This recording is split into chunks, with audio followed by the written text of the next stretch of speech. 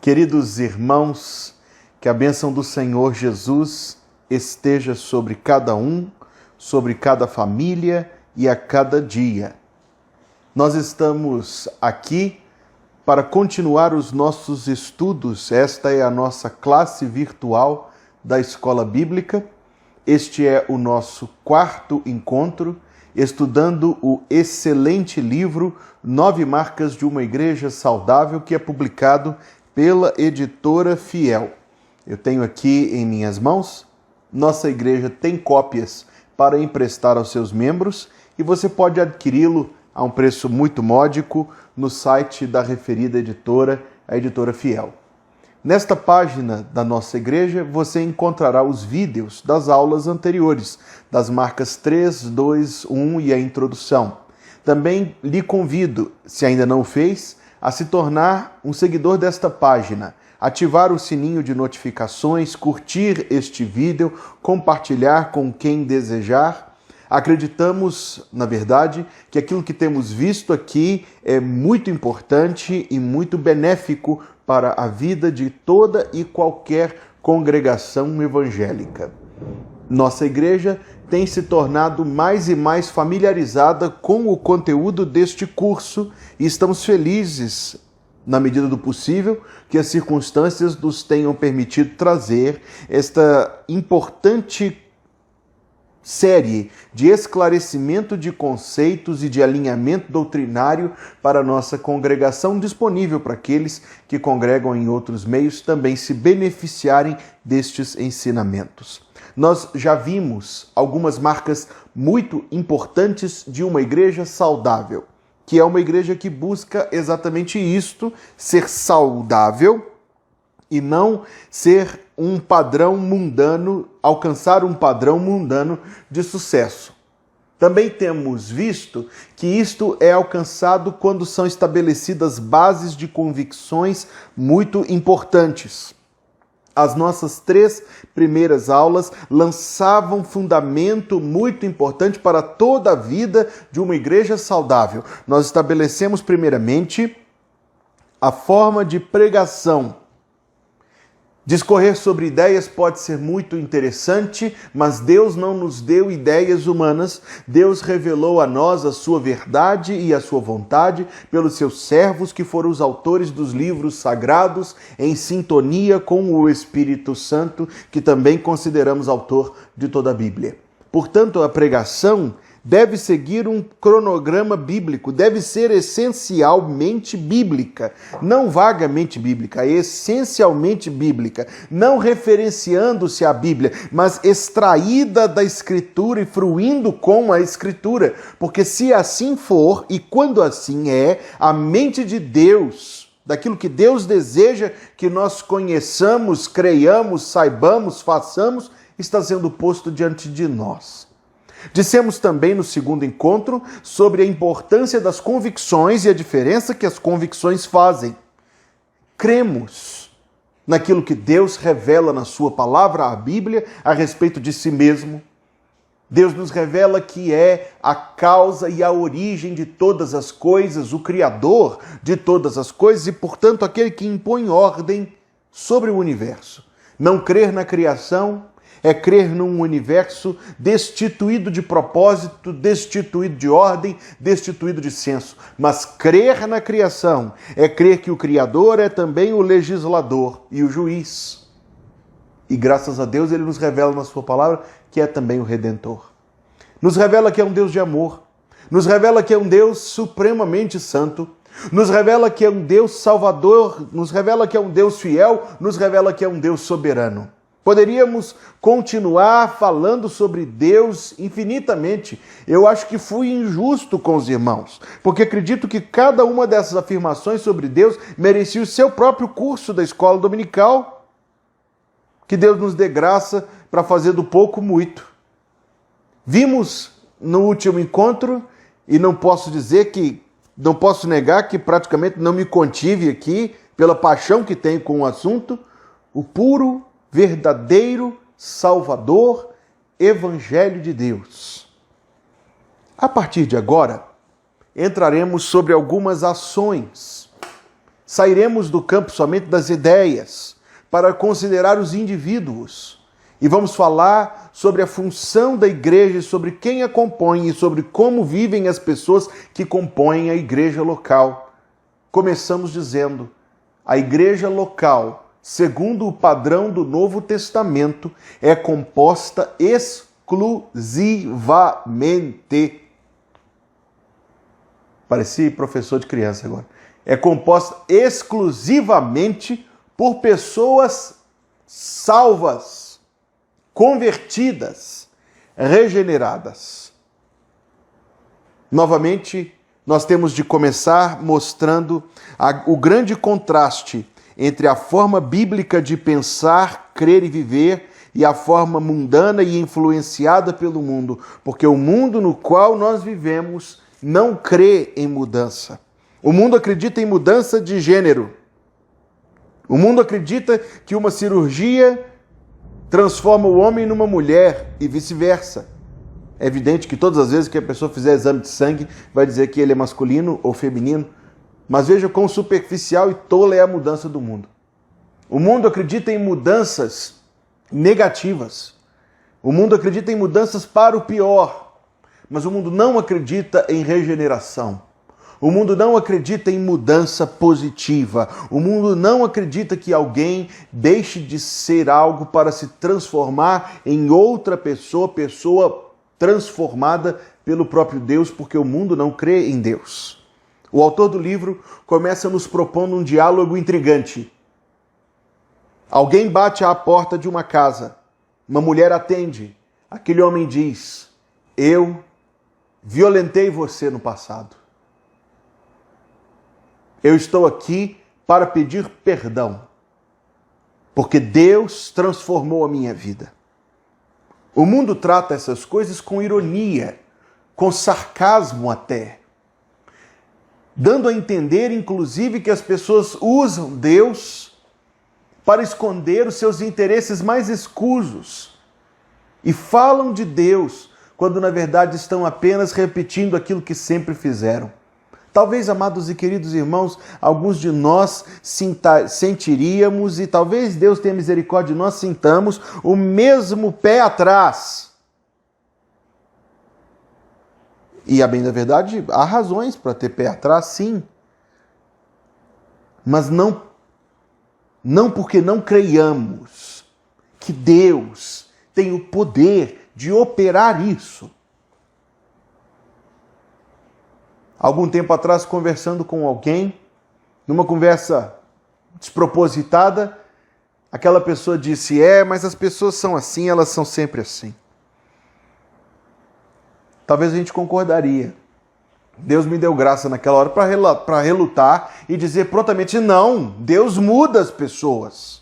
Deus muda as pessoas. O tempo não muda, a educação não muda, as reformas sociais não mudam, mais dinheiro, menos dinheiro não muda. É possível se tornar várias variações da mesma coisa. Deus muda as pessoas. Deus muda. As pessoas não se mudam, nós veremos isto. Exterioridades não mudam essência. Mas Deus, repetirei isso muitas vezes para frisar, Deus muda as pessoas.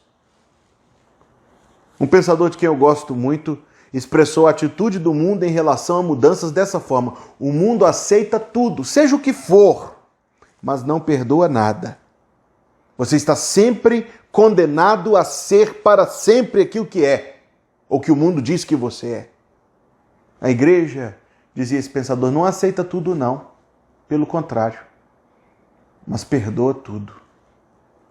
Toda e qualquer pessoa, com todo e qualquer passado, vinda de todo e qualquer contexto, nós não duvidamos que Deus possa salvar, transformar, mudar quem quer que seja. E como igreja, meus amados irmãos, na verdade, é isso que nós esperamos. Perguntamos, acompanhando o raciocínio do livro, será necessária a mudança?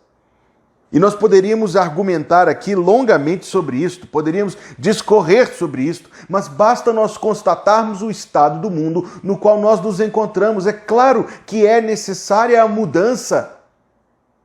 É evidente que é preciso que algo aconteça, porque nós nos decepcionamos, inclusive conosco próprios e quanto mais com outros, ao longo da vida, repetidas vezes. Todos nós conhecemos, e talvez sejamos, pessoas que estão sempre em busca de algo novo. Nós conhecemos pessoas assim, estão sempre descobrindo uma dieta nova, um esporte novo, um instrumento novo, um hobby novo, um lugar novo, e aquilo predomina nas suas vidas durante algum tempo, e elas crescem com aquilo para depois perderem rapidamente o interesse e estarem novamente procurando algo. Aqui estão fazendo pintura, depois estão tocando o que estão tocando? Bandolim, depois está montando quebra-cabeça, depois está caçando passarinho, depois está indo fazer trilha, sempre trocando hábitos, desejando encontrar algo que dê às suas vidas aquilo que somente o Evangelho pode dar. E quando as pessoas que se comportam assim são crentes, então são crentes que precisam descobrir que já possuem aquilo que estão tanto procurando. A mudança é necessária? Sim, a mudança é necessária. Não é a condição social que muda o mundo.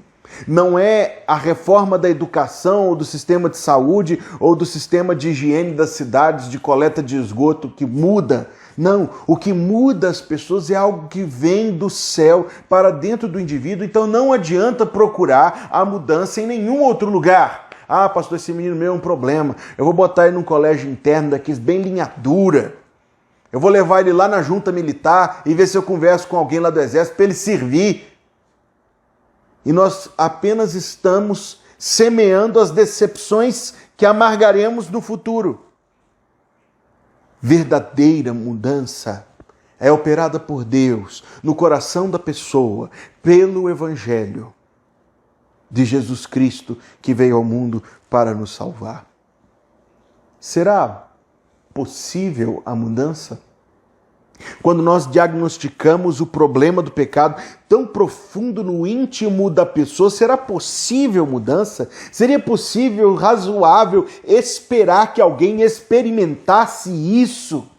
Então nós precisamos nos voltar para as páginas da Escritura. E eu peço que você abra comigo a sua Bíblia em Efésios capítulo 2. Efésios capítulo 2, a partir do verso 1. E vos vivificou, estando vós mortos em ofensas e pecados, em que noutro tempo andastes segundo o curso deste mundo, segundo o príncipe das potestades do ar, do espírito que agora opera nos filhos da desobediência, entre os quais todos nós também antes andávamos nos desejos da nossa carne, fazendo a vontade da carne e dos pensamentos, e éramos por natureza filhos da ira, como os outros também. Mas Deus, que é riquíssimo em misericórdia, pelo seu muito amor com que nos amou, estando nós ainda mortos em nossas ofensas, nos vivificou juntamente com Cristo. Pela graça sois salvos, e nos ressuscitou juntamente com Ele, e nos fez assentar nos lugares celestiais em Cristo Jesus, para mostrar nos séculos vindouros as abundantes riquezas da sua graça,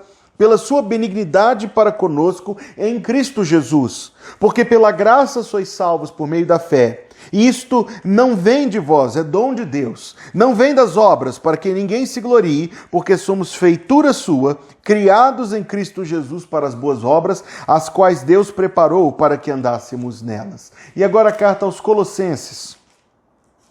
Carta do apóstolo Paulo aos Colossenses, capítulo 1,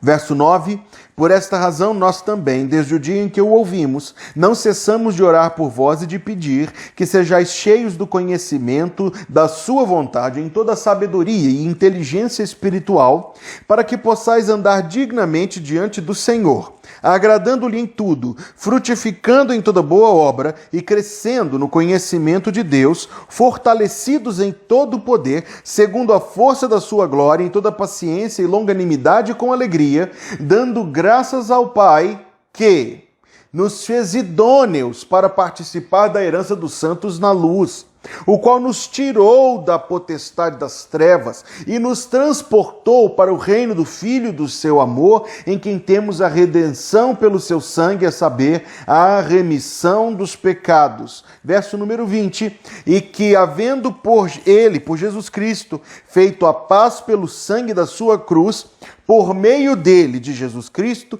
reconciliasse consigo mesmo todas as coisas, tanto as que estão na terra como as que estão nos céus. A vós também, que noutro tempo éreis estranhos e inimigos do entendimento pelas vossas obras más, agora contudo vos reconciliou no corpo da sua carne pela morte, para perante ele vos apresentar santos e irrepreensíveis e inculpáveis, se na verdade permanecerdes fundados e firmes na fé, e não vos moverdes da esperança do evangelho que tendes ouvido. Olha o texto os dois textos que nós acabamos de ler, meus amados irmãos. Textos impressionantes, que falam sobre uma obra de Deus no meu coração e no seu coração, se nós chegamos a obter, a ser-nos outorgada a salvação em Cristo Jesus. Salvação não é mera adesão religiosa, não é membresia da igreja. Pode haver membros da igreja que não são salvos, como pode, embora seja menos esperado, salvos que não sejam membros de uma igreja, mas nós não esperamos isto. Nós esperamos que todos salvos sejam membros de igreja. Agora veja, pode haver membros da igreja que não são salvos, nem todo que me diz Senhor, Senhor entrará no reino dos céus. No último dia alguns dirão Senhor, Senhor, em teu nome eu fiz isso e aquilo, e eu lhes direi, eu não vos conheço, apartai-vos de mim vós que praticais a maldade. Estamos falando não de membresia na igreja, o que é esperado de todo salvo, mas estamos falando de salvação. Não estamos falando de ser cristão somente, no sentido mais genérico disto, mas ser cristão verdadeiramente. Verdadeiramente um salvo, verdadeiramente um discípulo de Jesus Cristo. A conversão, a salvação, a mudança não somente é necessária, é possível, mas não está em nada neste mundo. É obtida somente quando procuramos a Deus em Jesus Cristo. Esta palavra até aqui é válida para qualquer pessoa na terra. Eu não sei a quem este vídeo chegará, mas oro para que talvez uma aula desta seja um instrumento do Senhor para a sua salvação. Talvez você clicou no vídeo por acaso, ou talvez você seja um crente, talvez você seja um membro de igreja há muitos anos, frequentador de igreja a vida toda. Mas essa distinção é vital. E é vital também para os próprios salvos, que não devem atribuir a si a sua própria salvação e que devem ser zelosos para que a igreja seja somente composta por pessoas verdadeiramente convertidas. Se nós tivermos de considerar em nós próprios o que de que mudança é esta, que forma de mudança é esta de que estamos falando? Estamos falando de uma mudança que transcende por muito a capacidade humana de autodeterminação. Alguém faz um exame e vê lá que a glicose está alta, o colesterol está alto, precisa fazer dieta e exercício. Uma coisa é entender isso, né? Outra coisa é fazer, não é? Mas existe um nível de autodeterminação que consegue realizar estas coisas. Existe um nível de decisão que a pessoa toma. Nós conhecemos histórias fantásticas de pessoas que disseram nunca mais eu vou beber e parou. E outros disseram nunca mais eu vou fumar e pararam de fato. Mas nós não conhecemos a história de um morto que diz, vou viver. Agora entenda a extensão disso, porque espiritualmente falando, somos mortos, a não ser que Cristo intervenha em nosso favor. Nosso anseio pelo crescimento da igreja, anseio que todo crente tem, desejo de ver as coisas ainda melhores, não pode, na nossa melhor das intenções, ser satisfeito por incluirmos pessoas em cujas vidas não estejamos a discernir este milagre do Senhor. Queríamos mais pessoas, devemos querer, devemos orar por isto, mas não quaisquer pessoas. E não que a igreja seja arrogante, não. Longe disso. Não estamos aqui definindo questões de classe social, de renda, de nível de educação, de cor da pele, nada disso. Queremos mais pessoas, mas não quaisquer pessoas, porque pessoas que não são salvas não têm direito na membresia da igreja. E a igreja deve antes não abraçá-las, envolvê-las, colocá-las lá dentro, dar um cargo para ela, botar numa escala e esperar que a salvação aconteça, mas a igreja deve orar intensamente e evangelizar intencionalmente, procurando a salvação dessas pessoas. De outra forma, a igreja se tornará um centro comunitário, se tornará o clube do bairro, a igreja se tornará um centro de arte, será qualquer coisa, menos uma igreja de Deus. Ai, pastor, temos tão fulano, um músico tão habilidoso, ele só não é crente. É só isso. E só não é crente. Porque quando agimos assim, amados, nós estamos, a bem da verdade, valorizando outras coisas que Deus pode muito bem suprir, se realmente Deus quer tais coisas empregadas no seu serviço. Nós estamos dizendo que outras coisas que Deus pode suprir são mais importantes e mais valiosas para nós do que a salvação de pessoas, que é o propósito principal pelo qual esta igreja existe. E, a bem da verdade, toda e qualquer igreja deveria existir somente por este propósito, como propósito principal primeiro. De que salvação nós estamos procurando? De que mudança nós estamos falando? Pegamos alguém que estava em séria condição de perigo social.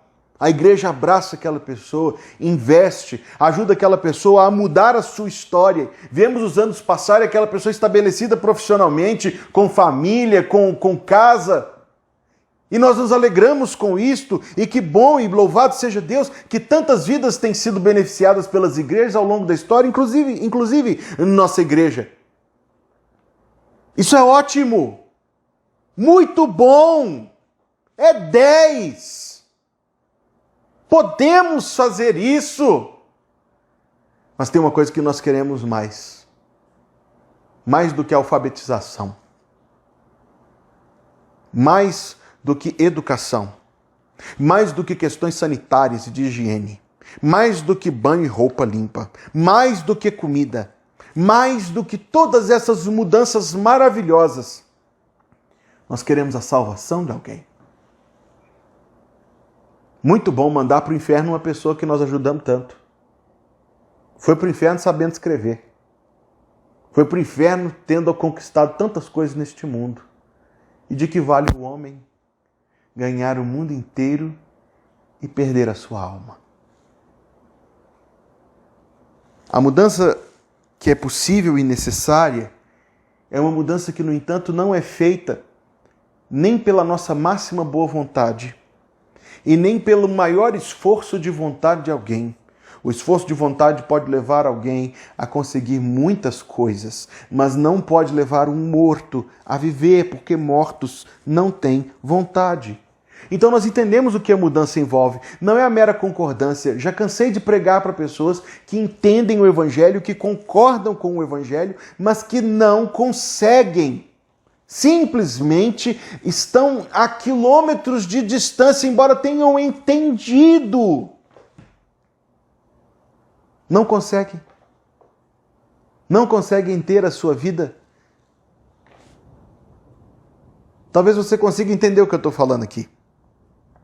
Nós pregamos o Evangelho e a pessoa concorda conosco. A pessoa entende o Evangelho.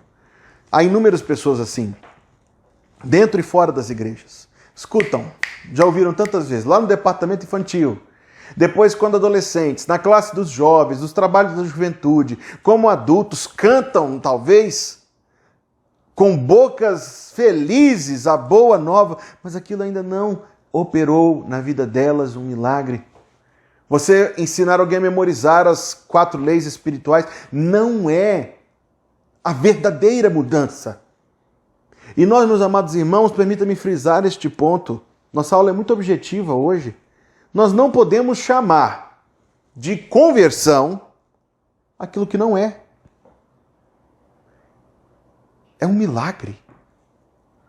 Nos ofende a sensibilidade cristã, nos ofende espiritualmente que haja gente falsificando milagres por aí. Isso não te incomoda não? Porque me incomoda. Me incomoda bastante. Principalmente quando é tão assim, óbvio que se trata de uma coisa de gente charlatã. E como não nos incomodaria que o de todos os milagres, o maior, o mais especial e o mais maravilhoso, seja por nós diminuído e por nós igualado a coisas tão comuns que incrédulos podem fazer e fazem. Incrédulos têm religião, trocam de religião o tempo todo, ou às vezes são muito leais nas suas religiões e muito avançados nelas. Incrédulos têm religião. Incrédulos fazem boas obras. Tem um monte de gente aí na rua, agora talvez não, mas normalmente sim, que são incrédulos, recolhendo alimento, fazendo obras de caridade. Tem mormons e testemunhos de Jeová, são incrédulos. Existem incrédulos religiosos. O incrédulo religioso não está mais perto de ser salvo do que o incrédulo que está na prostituição. Os dois estão perdidos. Poderia estender aqui, vou me ater. Nós estamos nos referindo a uma obra feita pelo Senhor Deus, que não pode ser barateada por nós. E nem podemos dizer que é aquilo que a Escritura não diz que é. A bem da verdade, meus amados irmãos, o apóstolo Paulo usa de palavras tão contundentes quando toca nesse assunto, a ponto de dizer aos irmãos da igreja de Corinto, na sua primeira carta, no finalzinho da carta, provai-vos a vós mesmos, se permaneceis na fé. Veja que palavras. Examinai-vos a vós mesmos. A bem da verdade convém que todo cristão passe a si mesmo em revista. Não é a concordância nem a decisão tomada da parte humana. Nós estamos falando de uma transformação em que o indivíduo abandona toda e qualquer esperança neste mundo, nas coisas do mundo, nos tesouros do mundo, em si próprio. Meus amados irmãos, é tão profundo isto. Às vezes eu fico entendendo a mim mesmo, refletindo das minhas próprias ações, para poder compreender que de fato é simplesmente esta pura verdade de confiar somente em Cristo, que no entanto ainda lá no fundo do meu coração eu ainda preciso compreender e praticar. Confiar somente em Cristo. Na entrada do céu aos olhos de Deus, não me apresentarei como um pastor, nem como um batista, nem como membro de igreja, nem que fui batizado dia 5 de março de 2006, ou que fui ordenado em 2 de agosto de 2014. Nenhuma destas coisas, meus amados irmãos, são coisas que nós podemos construir para a glória de Deus nesta vida, mas não é isto que nos dá acesso à vida eterna. O que nos dá acesso à vida eterna é a confiança somente em Cristo. Que nós vamos nos apegando a ela em diferentes áreas da nossa vida. Olha o tempo que nós estamos vivendo. Você está preocupado? Tem muitas razões para a gente estar preocupado. É um bom tempo para, como salvos, exercermos a confiança somente em Cristo, no seu poder, que Ele está vivo, que Ele ouve, que Ele está presente em nossa vida. Esta é uma mudança. Eu posso ilustrá-la. Talvez alguém que esteja assistindo esse vídeo, quando estudava na escola, tinha muita dificuldade. Quantas histórias nós conhecemos de pessoas que tinham uma tremenda dificuldade com matemática? A cabeça simplesmente não funcionava para aquilo. A minha é uma dessas. Não funcionava para aquilo, não ligava um com o outro. Mas conhecemos história diferente da minha, de pessoas que depois ligaram, deu um clique lá dentro, entendeu, a ponto de seguirem a vida nessa área com sucesso. Se eu fosse engenheiro, amados irmãos, eu não recomendaria nenhum dos irmãos passar na ponte que eu tivesse calculado. Seguramente. Não deu esse clique na minha cabeça até hoje. Não é minha área. Nós estamos falando de coisas que as pessoas podem viver sem. Por bom que seja fazer conta de cabeça, dá para viver sem, ó, eu aqui. Mas não dá para viver, não espiritualmente, não eternamente, sem ter tido uma pessoal compreensão das coisas de Deus, sem ter tido um pessoal e verdadeiro encontro com o Senhor. Quantas vezes eu já perguntei a muitas das pessoas que estão assistindo esse vídeo, e eu não tenho nenhuma vergonha de perguntar para a mesma pessoa diversas vezes e pedir à pessoa que me conte novamente como foi a sua salvação.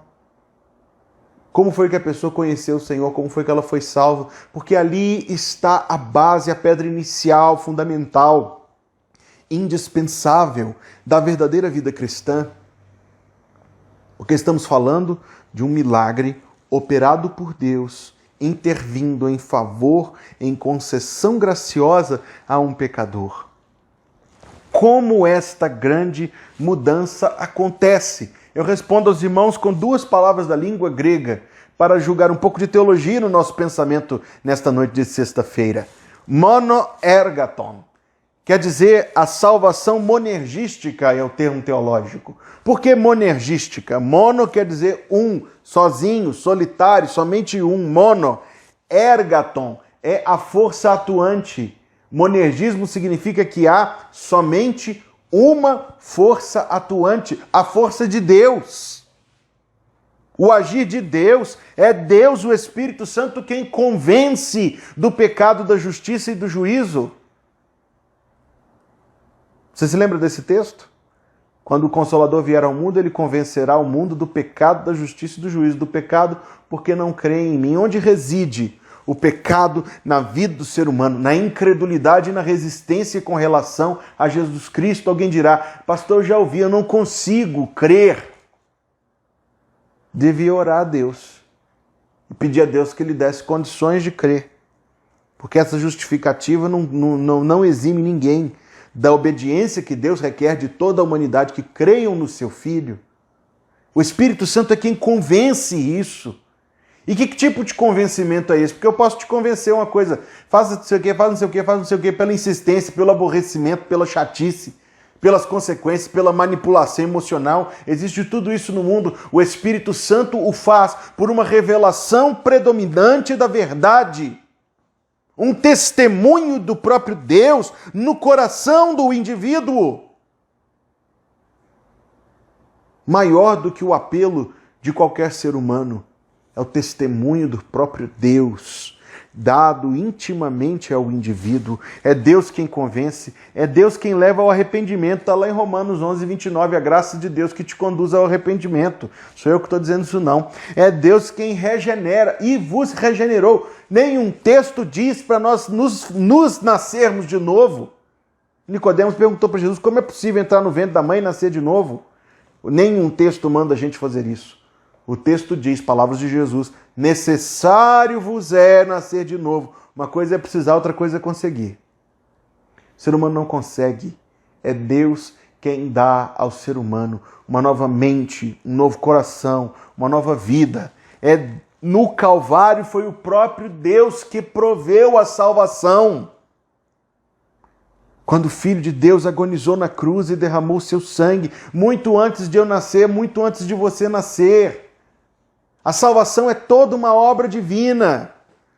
Quando foi que Cristo apareceu para mim e falou assim, Hugo, tu queres que eu morra por ti? Eu nem estava na história. Exceto pelo livro da vida. O livro da vida do Cordeiro, cujos nomes, sabidos por Deus, escritos por Deus, desde a eternidade, os nomes ali estavam escritos, adoraram a besta, todos os que habitam sobre a terra, cujos nomes não estão escritos no livro da vida do Cordeiro, que foi morto desde a fundação do mundo. Alguns têm alguma dúvida, entendendo que o texto fala que o Cordeiro foi morto desde a fundação do mundo. Basta ir ao mesmo livro do Apocalipse, eu li 13:8, e agora estou no capítulo de número 17. O capítulo 17 nos esclarece essa questão, porque alguns irmãos têm a dificuldade de entender isto. No entanto, é isso que acontece, irmãos, quando a aula é gravada assim ao vivo, sabe? Se tivesse como editar o vídeo, eu tinha procurado o versículo direitinho. Agora quem diz que eu estou achando?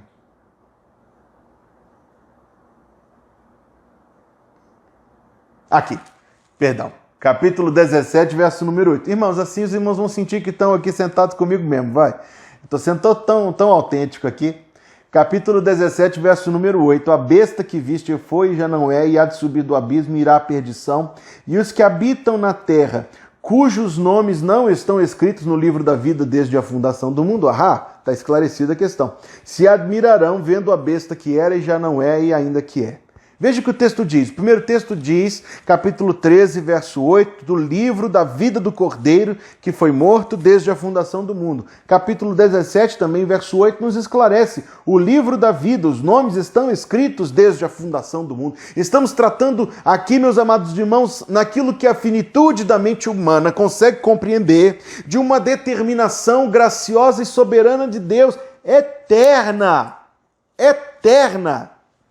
que contempla a nós, vis pecadores, para frisar que a obra de conversão, esta mudança salvadora na vida, é feita por Deus.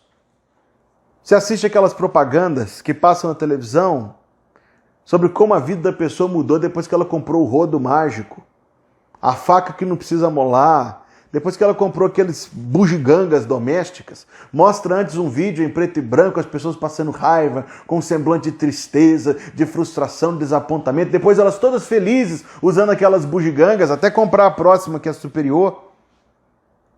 Isso não é mudança de nada, meus amados. E nós sabemos isso.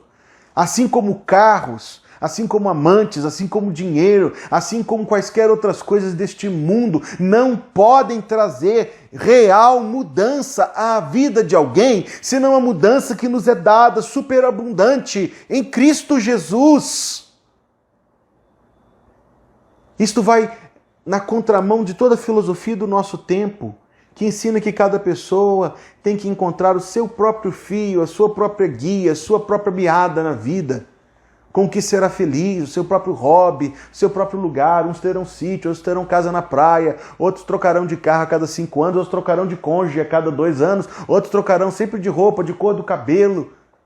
Nós nos tornaríamos as pessoas mais infantis do mundo. Escolhi uma palavra mais adoçada aqui. Nós nos tornaríamos as pessoas mais infantis do mundo se aceitássemos essa ideia. O que nós temos de aceitar como salvos, como crentes? Que Deus já nos deu tudo o que precisamos. A Bíblia diz, Deus nos deu em Cristo Jesus tudo o que diz respeito a esta vida e à piedade, a vida com Deus.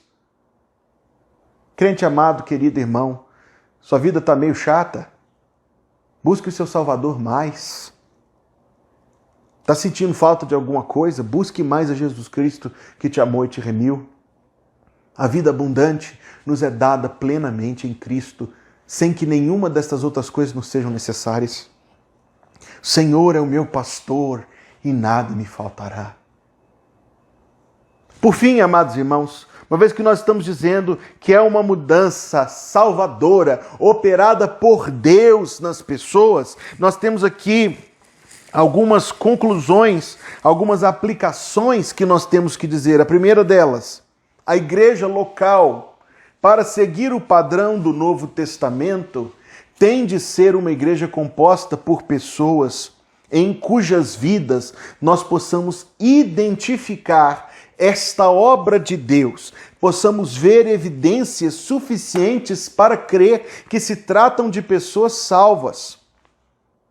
Depois que Pedro pregou a sua mensagem, ouvindo eles isto, compungiram-se em seu coração e perguntaram a Pedro e aos demais apóstolos: que faremos, homens e irmãos?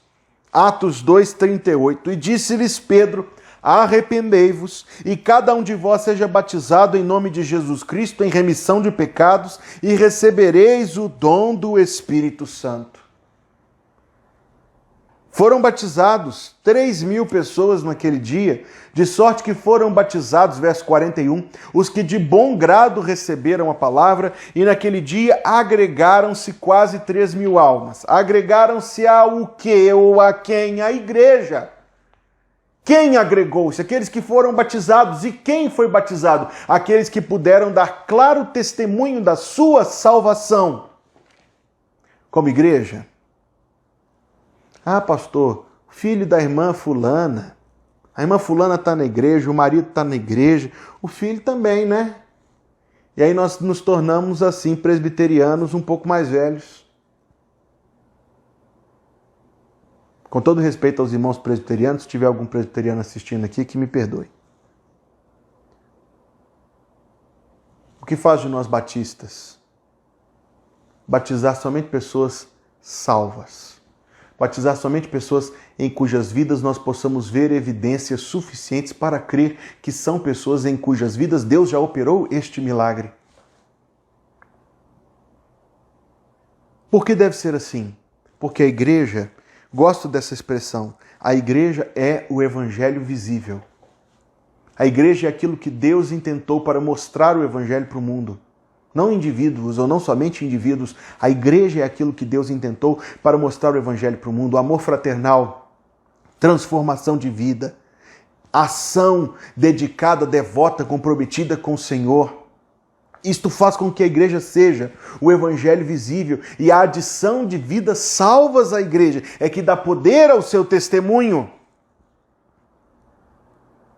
Pensemos então em alguns dos compromissos que a igreja tem o direito de esperar dos seus membros. Porque a presença das pessoas no culto é um sinal, somente a presença, não precisa contar a sua história em cada culto, não. A sua presença ali é, nesta grande imagem do evangelho visível que é a igreja, o sinal de que Deus opera, de que Deus salva pessoas como eu e como você.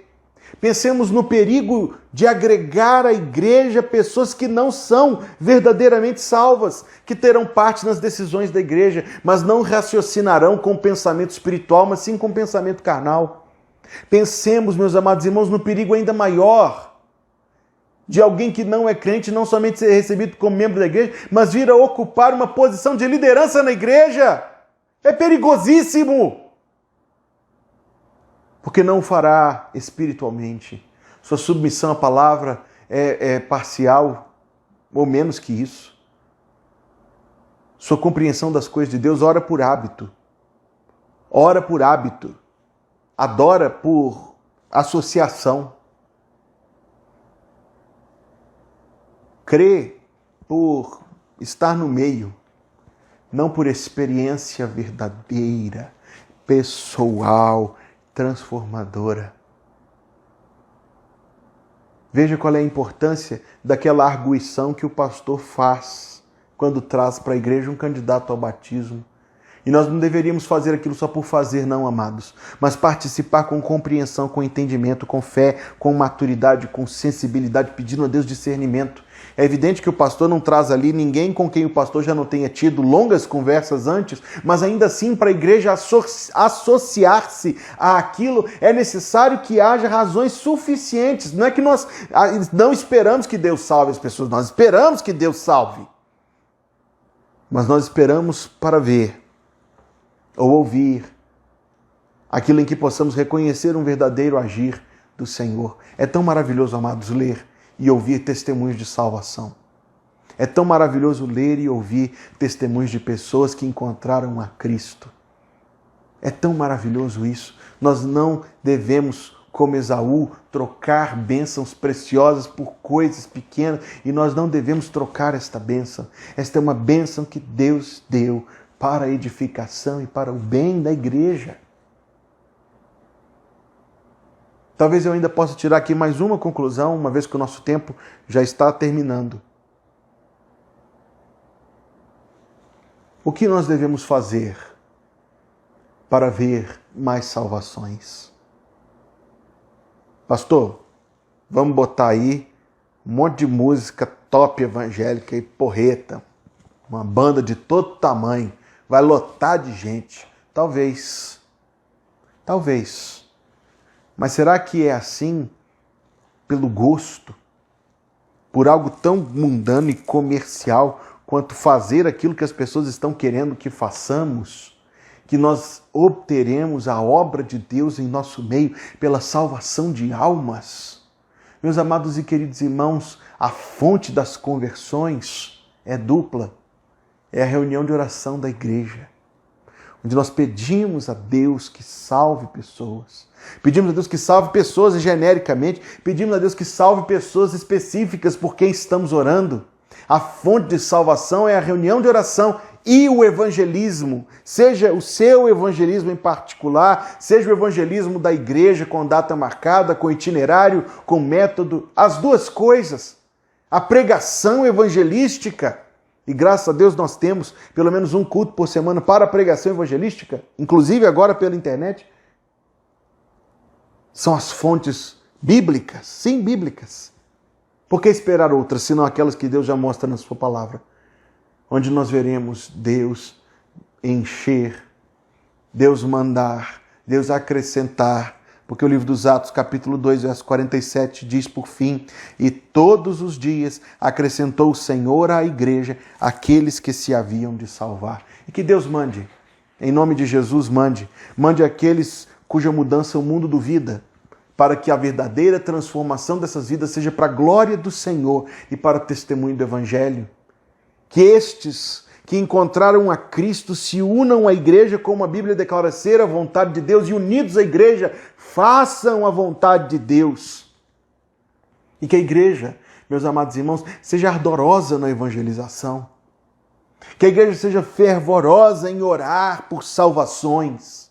Que a igreja seja criteriosa ao receber pessoas, não com arrogância, mas procurando e orando a Deus para que aqueles que serão adicionados sejam pessoas em cuja vida Deus tem feito este milagre. E assim, meus amados irmãos, edificaremos uma congregação, não uma associação de bairro, mas uma congregação evangélica para a glória de Deus, para o louvor da sua glória, segundo a sua palavra, uma igreja. Aquilo que Deus escolheu para fazer a boa nova visível ao mundo. Que Deus nos dê entendimento da sua vontade agora e sempre, e nos abençoe enquanto fazemos aquilo que Deus quer de nós. Ore comigo neste momento. Pai, em nome de Jesus, obrigado por este estudo bíblico que o Senhor preparou para nós. Que o Senhor nos dê graça, Deus, como indivíduos e como igreja, para recebermos estas lições e fazermos aquilo que te agrada. Obrigado, porque o Senhor nos tem dado todas as coisas e que nós possamos viver vidas abundantes em Cristo. Guarda-nos, ó Deus, no teu amor, a nós, a cada um, a sua família, e em tudo que o Senhor supra e que o Senhor seja o nosso Deus maravilhoso. Nós oramos a ti, Senhor, em nome de Jesus. Amém.